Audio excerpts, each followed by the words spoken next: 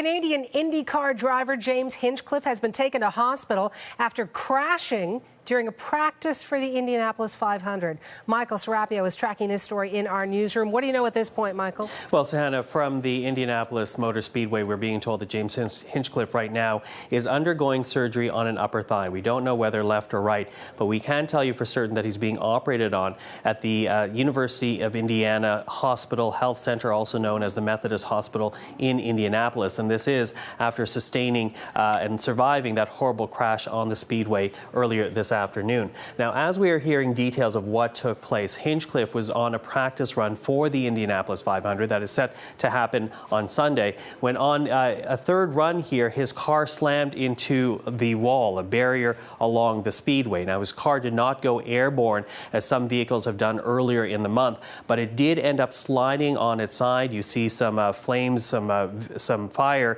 in the video, and that car continued to slide on its side for some meters before turning and righting itself properly. Now, Hinchcliffe, we are told, was conscious when he was extricated from his car.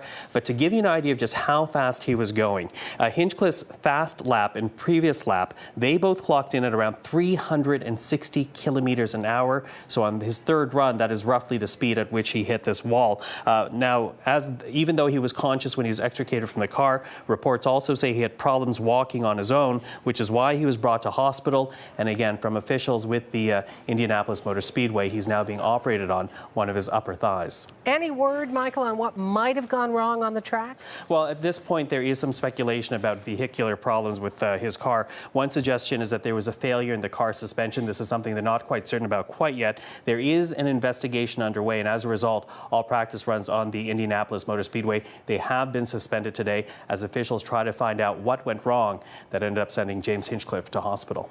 Thank you, Michael. You're welcome.